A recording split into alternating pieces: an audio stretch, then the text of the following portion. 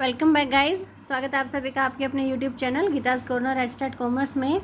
जैसे कि आप सभी को पता है, हम करने वाले हैं आज फिर 5 क्वेश्चन 2019 वाले एचटेट पीजीटी कॉमर्स के। ठीक है, इससे पहले हम 2018 का एचटेट पीजीटी कॉमर्स का पूरा पेपर कर चुके हैं। हर वीडियो में 5 क्वेश्चन। अगर आप हमारे चैनल पर नए हैं तो प्लीज़ आप सबसे पहले सब्सक्राइब कर लीजिए, साथ में लगे बेल आइकन को प्रेस कर लीजिए ताकि हर आने वाली वीडियो की नोटिफिकेशन आपको टाइम पे मिल जाए।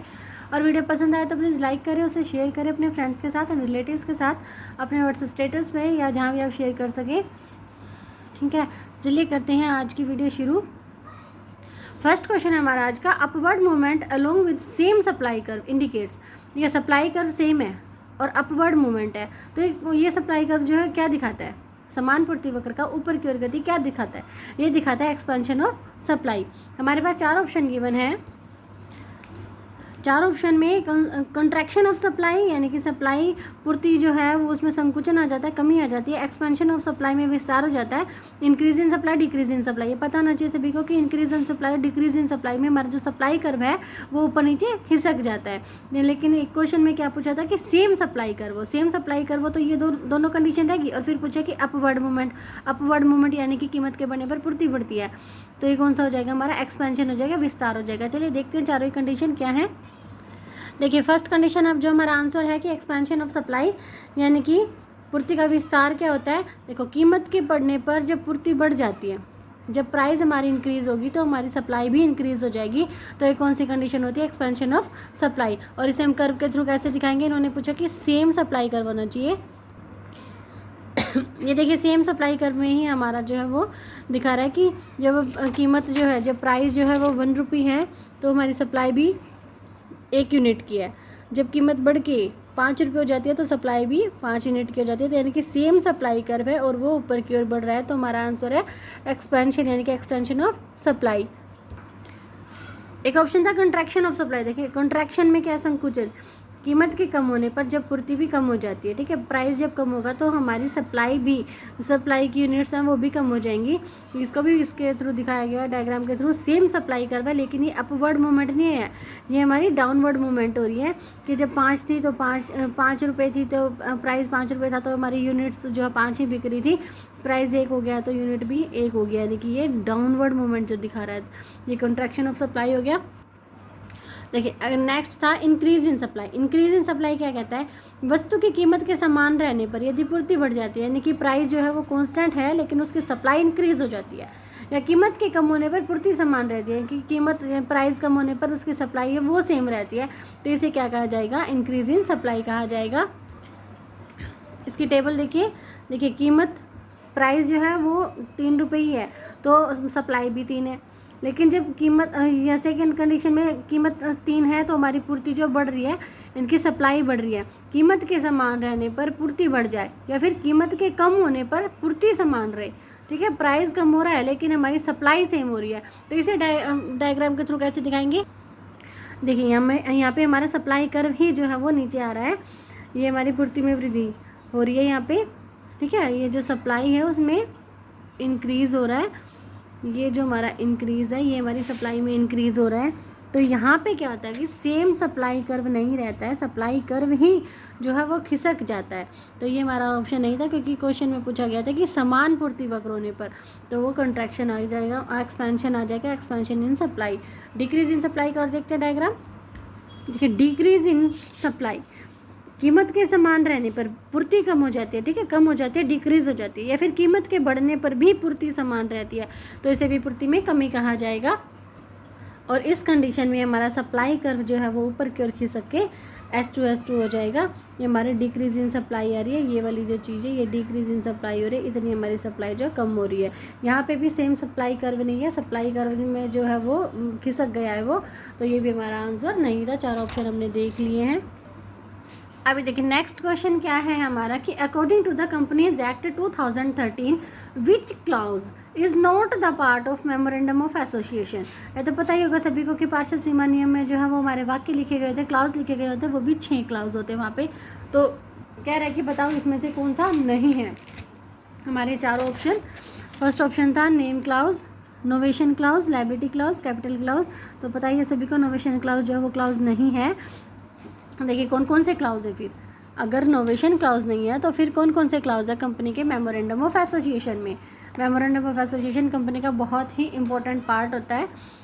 फर्स्ट हमारा नेम क्लाउज, जहाँ पे कंपनी के नाम लिखे गए होते हैं। सिचुएशन क्लाउज, जहाँ पे कंपनी स्थित है उसके बारे में लिखा गया होता है। ऑब्जेक्ट क्लाउज में कंपनी के उद्देश्य के बारे में लिखा गया होता है। लाइबिलिटी में कंपनी की क्या क्या लाइबिलिटी है, रिस्पॉन्सिबिलिटी है, वो लिखी गई होती है। कैपिटल क्लाउज में कंपनी की पूंजी मेंशन होती है, कैपिटल मेंशन होती है। और सब्सक्रिप्शन क्लाउज में कंपनी के जो सब्सक्राइबर हैं उनके नाम पते लिखे गए होते हैं। तो हमारे पास 6 क्लाउज है। कौन कौन से? Name clause, situation clause, object clause, liability clause, capital clause and subscription clause. अब देखिए, memorandum of association is also called a chapter of the company. अगर ये आ जाए कि chapter of the charter of the company, charter of the company किसे कहा जाएगा? चार्टर किसे कहा जाएगा? ये कहा जाएगा मेमोरेंडम ऑफ एसोसिएशन को। It determines the relation between the company and the outsider और कंपनी के बीच में कैसे संबंध होंगे, वो सारे के सारे मेमोरेंडम ऑफ एसोसिएशन से ही पता लगते हैं। और इसको it is treated as the constitution of the company का जो संविधान है, ठीक है, कंपनी के संविधान के रूप में इसको, संविधान के जैसे इसको ट्रीट किया जाता है। तो ये क्वेश्चन भी आ सकता है कि कंपनी का कॉन्स्टिट्यूशन जो है वो किसे कहा जाता है? मेमोरेंडम ऑफ एसोसिएशन को कहा जाता है। नेक्स्ट क्वेश्चन है हमारा कि if A dividend of 40% is declared on A share of face value of ₹10, share की फेस वैल्यू कितनी है? 10 रुपये। उसके ऊपर अगर 40% का लाभांश जो है वो डिक्लेयर कर देती है कंपनी, तो हैविंग मार्केट प्राइस, और शेयर की मार्केट प्राइस कितनी है? 50 रुपये। ठीक है, कंपनी का शेयर 10 रुपये का था, लेकिन मार्केट में उसकी वैल्यू हो रही है 50 रुपये। तो एक्चुअल रिटर्न इन्वेस्टर को कितनी होगी? यानी कि किसी ने अगर शेयर खरीद रखा है तो उसे कितनी रिटर्न मिलेगी? देखो, एक्चुअल रिटर्न का फॉर्मूला क्या होता है? डिविडेंड, यानी कि कंपनी उसे जितना % डिविडेंड देती है वो divided by market price of share, ठीक है, शेयर का मार्केट प्राइस मल्टीप्लाई बाय 100। अब हमारे पास डिविडेंड तो गिवन है, डिविडेंड पहले हम निकालेंगे, परसेंटेज गिवन है तो अभी डिविडेंड निकाल लेंगे। 40% क्या रखा है, तो 40% किसका करेंगे? 10 रुपीज़ का। डिविडेंड कैसे निकलेगा? फेस वैल्यू ऑफ शेयर जितनी है 10 रुपये, 10 रुपये का परसेंटेज निकाला 40%, तो हमारे पास आ गया 4 रुपये। हमारे पास आ गया 4 रुपये। ठीक है, कंपनी का डिविडेंड कैसे निकलेगा? एक शेयर का फेस वैल्यू ऑफ शेयर जितने का शेयर होता है मल्टीप्लाई बाय परसेंटेज, 4 रुपये आ गया। और रिटर्न कैसे निकलेगी? रिटर्न का फॉर्मूला लगा देंगे अब हम। रिटर्न का फॉर्मूला क्या लगेगा? Dividend divided by market price of share. Dividend है 4 रुपये का, मार्केट प्राइस कितना है? 50 रुपीज़, और मल्टीप्लाई बाय 100, ये आ गया हमारा 8%। 4 मल्टीप्लाई बाय 2, 8%। क्या दे रखा था? 40% डिविडेंड कंपनी ने डिक्लेयर करा 10 रुपये के शेयर के ऊपर, और मार्केट में प्राइस है शेयर का 50 रुपये। तो एक्चुअल रिटर्न कितनी होगी इन्वेस्टर को? एक्चुअल रिटर्न का फॉर्मूला है dividend divided by market price of share multiply by 100, ये परसेंटेज निकालने का फॉर्मूला है। अब मार्केट प्राइस हमें गिवन है 50 रुपीज़, डिविडेंड की परसेंटेज गिवन है, वहाँ से डिविडेंड निकालेंगे फेस वैल्यू के ऊपर। 10 रुपीज़ का 40% 4 रुपये आ गया है। तो इस वैल्यू, इसमें अगर हम पुट करें तो 4/50 मल्टीप्लाई बाय 100, हमारा 8% आ गई हमारी रिटर्न। अब नेक्स्ट क्वेश्चन देखिए। नेक्स्ट क्वेश्चन जो है ना, एचटेट 2016 में भी सेम क्वेश्चन आया था कि जो सेबी है, अब देखो एक क्वेश्चन तो यहीं से निकला। सेबी की फुल फॉर्म क्या है? SEBI security and exchange board of India goats it's statutory status on, वैधानिक निकाय का दर्जा इसे कब दिया गया? इसे दिया गया 30 जनवरी 1992 को। बहुत ही इंपॉर्टेंट डेट है और ये याद भी रखनी है कि 30 जनवरी 1992 को इसे वैधानिक निकाय का दर्जा दिया गया। तो फ्रेंड्स, एक बात और बताना चाहूँगी, मेरा एक और चैनल है special commerce classes with Geeta ma'am, जिसमें मैं करवाती हूँ +2 बोर्ड के क्वेश्चंस, +2 अकाउंटेंसी के बच्चों को, मतलब +2 कॉमर्स के बच्चों को, उसमें बिजनेस स्टडीज़ और अकाउंटेंसी के जो इंपॉर्टेंट टॉपिक्स है, जो बोर्ड में क्वेश्चन आते हैं, वो वाले क्वेश्चन करवाए जाते हैं। क्या चैनल का नाम है special commerce classes with Geeta ma'am. अगर आपके घर में है कोई बच्चा +2 क्लास का, कोई स्टूडेंट जिसको आप जानते हैं कॉमर्स से है जो, तो वहाँ पे आप चैनल को जो है शेयर कर सकते हैं, चैनल सब्सक्राइब करने को बोल सकते हैं। तो अभी हम सेबी के बारे में पढ़ रहे हैं। सेबी को भी ना +2 बिजनेस स्टडीज़ की बुक में ये दिखाया गया कि सेबी की स्थापना ही 30 जनवरी 1992 को की गई, लेकिन इसकी स्थापना 1988 को की गई थी और इसे वैधानिक निकाय का दर्जा मिला है 1992 को। ठीक है, इसकी स्टैट्यूटरी स्टेटस इसको मिला है 30 जनवरी 1992 को। और ये तो पता ही होगा सभी को कि सेबी क्या काम करता है। सेबी क्या करता है? अपनी जो स्टॉक एक्सचेंज मार्केट है उसको कंट्रोल करता है। सेबी के 3 फंक्शन होते हैं और ये सारे स्टॉक एक्सचेंज मार्केट को कंट्रोल करता है। वहाँ स्टॉक एक्सचेंज मार्केट के अंदर जितने भी काम किए जाते हैं सारे से सेबी ही कंट्रोल करता है।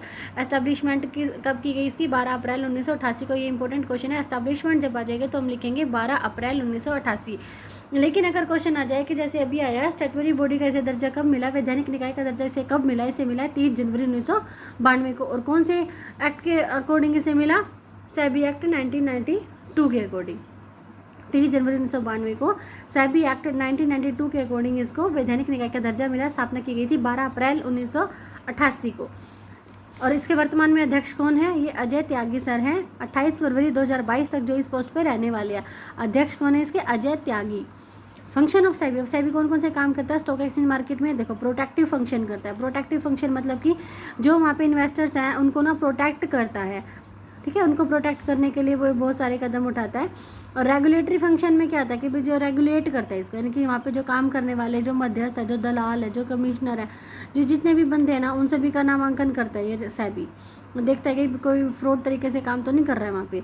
और थर्ड होता है डेवलपमेंटल फंक्शंस, यानी कि सेबी स्टॉक एक्सचेंज मार्केट में जितने भी रिसर्च वर्क होते हैं या फिर जो मध्यस्थ हैं, जो दलाल ये जो हैं सारे, इनको जो भी ट्रेनिंग दी जाती है ना, वो सारे काम भी ये सेबी देखता है। तो 3 तरह के फंक्शन, अब क्वेश्चन भी आ सकता है कि बताओ इसमें से सेबी का फंक्शन कौन सा नहीं है। 3 फंक्शन ये देखें, एक चौथा फंक्शन ऑप्शन में हमें दे सकती है।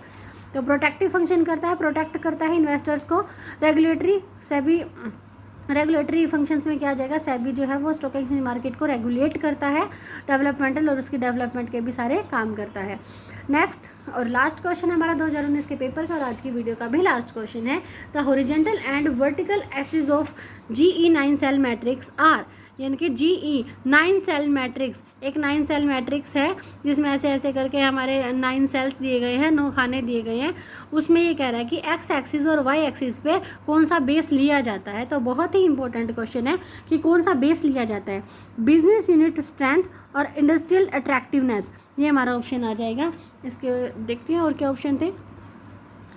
देखिए इसके ऑप्शन में दे रखा है, सबसे पहला है economic feasibility and price changes. Business unit strength, ये ऑप्शन तो मिल गया, लेकिन इकोनॉमिक, ये फिजिबिलिटी ये वाला नहीं है, ये होती है आर्थिक साध्यता, ये वाला नहीं है। Economic attractiveness and strategic business unit, ये भी नहीं है। Business unit strength and industrial attractiveness, ये वाला हमारा ऑप्शन आ जाएगा। 4th वाला हमारा ऑप्शन ठीक हो जाएगा, बिजनेस यूनिट की स्ट्रेंथ और इंडस्ट्री अट्रैक्टिवनेस। अब देखिए GE 9 सेल मैट्रिक्स को ये वाली कॉन्सेप्ट किसने दी, मैकिन्सी और इसकी कंपनी ने दी 1970 में, ठीक है। ये ऑप्शन भी आ सकता है कि GE 9 सेल मैट्रिक्स की जो कॉन्सेप्ट है वो किसने दी, मैकिन्सी और उसकी कंपनी ने 1970 में। अब इसमें 2 पैरामीटर होते हैं जो कि अभी इसी क्वेश्चन में पूछ लिए गए हैं, कौन कौन से, इंडस्ट्री की अट्रैक्टिवनेस और बिजनेस यूनिट की स्ट्रेंथ, यानी कि जो कंपनी है ना उसकी स्ट्रेंथ और इंडस्ट्री की अट्रैक्टिवनेस, इन दोनों के बीच को दिखाया गया है 9 सेल्स में। इसका अदर नेम क्या है, ट्रैफिक लाइन मैट्रिक्स, क्योंकि ट्रैफिक लाइन मैट्रिक्स इसमें ना 3 लाइटें यूज़ होती हैं। कौन कौन सी, एक तो रेड, एक येलो और एक ग्रीन। तो इसको ये क्वेश्चन भी आ सकता है कि ट्रैफिक लाइन मैट्रिक्स जो है वो कौन सा मैट्रिक्स है, GE 9 सेल मैट्रिक्स हो जाएगा। और किसने दिया, मैकिन्सी और कंपनी ने दिया, कब दिया, 1970 में दिया। देखा इसमें होते हैं 3 कलर, ग्रीन, येलो, रेड। जैसे कि सभी को पता है ये कलर क्या डिनोट करते हैं। ग्रीन कलर क्या, प्रोग्रेस को डिनोट करता है। रेड कलर खतरे को, डेंजर को डिनोट करता है। और येलो बने रहने को डिनोट करता है। तो वही दिखा रखा है कि बिजनेस यूनिट स्ट्रेंथ, ठीक है, हम इसको ऐसे ऊपर भी लिख सकते हैं या नीचे भी एक्स एक्सिस पे दिखा सकते हैं। एक्स एक्सिस पे क्या आएगा, ये क्वेश्चन भी आ सकता है कि एक्स एक्सिस पे क्या आएगा, कि एक्स एक्सिस पे हमारी बिजनेस यूनिट की स्ट्रेंथ आएगी और वाई एक्सिस पे आएगा हमारा इंडस्ट्री की अट्रैक्टिवनेस। अब देखिए कोई कंपनी स्ट्रॉन्ग है, ठीक है, स्ट्रॉन्ग है, STRONG स्ट्रॉन्ग, और उसकी इंडस्ट्री की अट्रैक्टिवनेस भी हाई है, तो क्या करेगी कंपनी, ग्रो करेगी, ठीक है। ग्रो का मतलब क्या, इन्वेस्ट करेगी, इन्वेस्ट करेगी। बिजनेस यूनिट स्ट्रेंथ का स्टॉक पोर्शन हो और इंडस्ट्री अट्रैक्टिवनेस का हाई, ये दोनों मिलकर क्या हो जाएगी, कंपनी ग्रो करेगी। अब बिजनेस की यूनिट जो है एवरेज, उसकी स्ट्रेंथ क्या एवरेज है, लेकिन अट्रैक्टिवनेस जो है वो हाई है, तो यहाँ पे भी कंपनी ग्रो करेगी। और तीसरे नंबर पे ग्रो कहाँ करेगी, बिजनेस यूनिट की स्ट्रेंथ क्या स्ट्रॉन्ग और इंडस्ट्री की अट्रैक्टिवनेस मीडियम, यहाँ पे भी कंपनी ग्रो करेगी। ये तीनों ही पोर्शन क्या आ जाएंगे, ग्रो। या फिर ये भी क्वेश्चन पूछा जा सकता है कि GE 9 सेल मैट्रिक्स में येलो कलर जो वो क्या डिनोट करता है, होल्ड करने को। यहाँ पे कंपनी को अभी रुकना चाहिए। जब बिजनेस यूनिट की स्ट्रेंथ जो वीक है, ठीक है, वीक आ गई है, लेकिन इंडस्ट्री की अट्रैक्टिवनेस हाई है, तो यहाँ पे उसे भी रुकना चाहिए। जब ये भी मीडियम हो, इंडस्ट्री की अट्रैक्टिवनेस भी मीडियम है और उसकी बिजनेस यूनिट की स्ट्रेंथ भी एवरेज है, तो यहाँ पे भी कंपनी को रुकना चाहिए। और इंडस्ट्री की अट्रैक्टिवनेस लो है, बेशक से बिजनेस यूनिट की स्ट्रेंथ जो है वो स्ट्रॉन्ग है, लेकिन इंडस्ट्री की अट्रैक्टिवनेस तो लो है ना, तो यहाँ पे भी अभी कंपनी को रुकना चाहिए। और हार्वेस्ट क्या होता है, हिंदी मीनिंग क्या होता है, कटाई। यहाँ पे कंपनी को इनकी मार्केट से निकलना चाहिए। यहाँ पे कब निकलना चाहिए, इंडस्ट्री की अट्रैक्टिवनेस लो और बिजनेस यूनिट की स्ट्रेंथ जो वो एवरेज है, लो कंडीशन आते हैं क्या है, उसे अब निकल जाना चाहिए यहाँ से। यानी कि जब उसकी स्ट्रेंथ एवरेज हो या वीक हो तो उसे हार्वेस्ट का तरीका अपनाना चाहिए। और इसी तरह यूनिट स्ट्रेंथ वीक हो लेकिन हमारे अट्रैक्टिवनेस मीडियम हो तो भी हार्वेस्ट वाली आ जाएगी। क्या ये वाले अगर पोर्शन हम याद रखते हैं कि स्टार्टिंग इस तरह के 3 खाने ग्रो आएंगे, ये वाले 3 सेल्स जो वो हार्वेस्ट आएंगे, बीच वाले होल्ड आएंगे, ऊपर हमारा ग्रीन कलर, नीचे रेड कलर, बीच में येलो कलर। तो यहाँ से अब थोड़ा सा ये याद रखेंगे, एक्स एक्सिस पे बिजनेस यूनिट की स्ट्रेंथ है, वाई एक्सिस पे इंडस्ट्री की अट्रैक्टिवनेस है। तो इस तरह से हम अपने जो है वो याद रख सकते हैं, grow grow grow, hold hold hold, harvest harvest harvest. I hope आपको आज की वीडियो पसंद आई होगी। ठीक है, मिलते हैं अपनी नेक्स्ट वीडियो में। Till then bye bye.